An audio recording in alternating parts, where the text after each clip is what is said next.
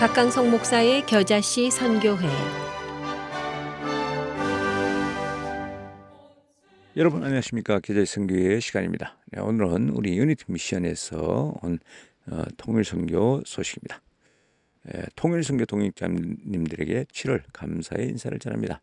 2023년 7월에도 하나님 우리 아버지와 주 예수 그리스도와 보혜사 성령님을 쫓아 은혜와 평강이 통일선교 동역자님들의 교회와 삶, 가정과 일터에 가득하기를 기도합니다.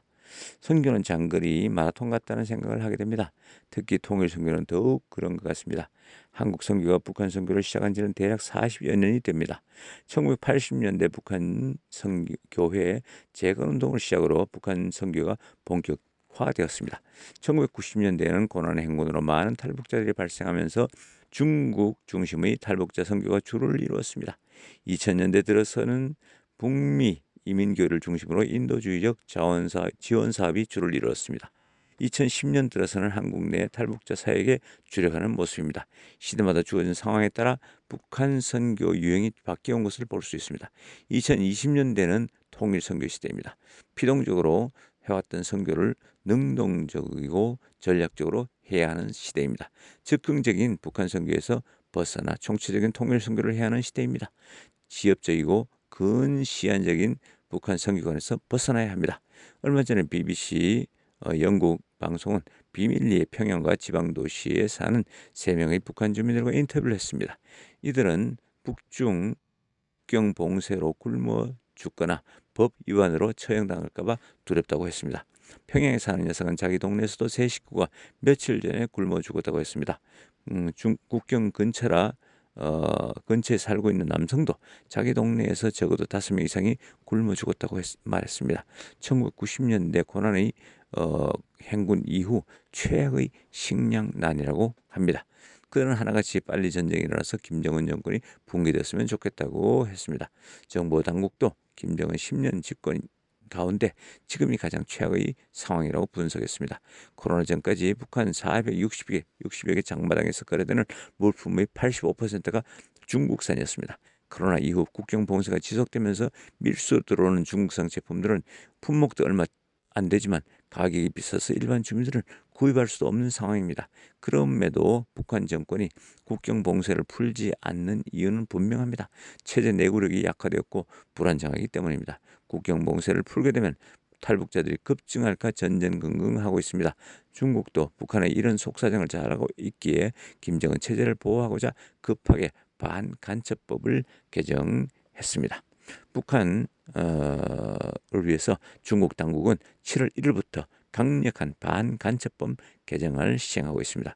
이 법은 미중 패권 경쟁에서 내부 단속을 강화하고 외세의 개입을 막기 위한 방편입니다. 동시에 그 법 조항들에는 북중 국경에서의 사진 촬영이나 탈북자들의 한국행을 돕는 등 제3국에 대한 활동 역시도 규제하고 있습니다. 북중 국경 봉쇄를 주저하는 북한 정권에게 중국의 통제가 강화되어 탈북 자체가 불가능하다는 것을 보여주기 위함입니다. 북한 체제의 내부 붕괴를 막아주기 위한 눈물겨운 조중 동맹의 산물이기도 합니다. 탈북자들이 중국을 경유하여 제3국으로 이동하는 것을 원천적으로 차단하기 위한 법이기도 합니다.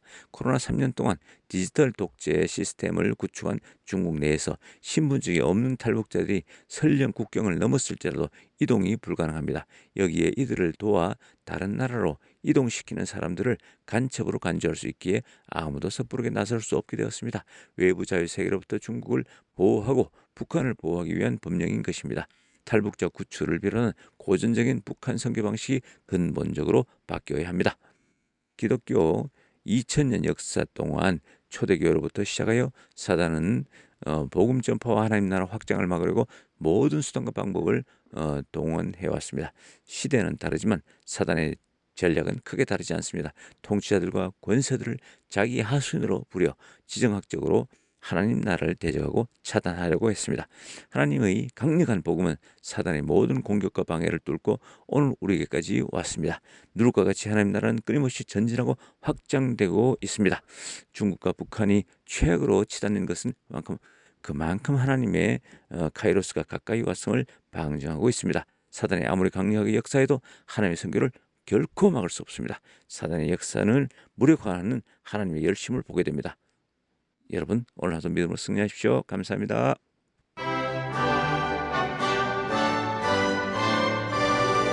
지금까지 박강성 목사의 겨자씨 선교회 시간이었습니다. 겨자씨 선교회는 사도행전 1장 8절 말씀을 통해서 세계 선교에 앞장서고 있는 선교단체입니다. 신앙 상담이나 선교회에 대한 자세한 사항은 전화 847-962-1914번으로 문의하시기 바랍니다.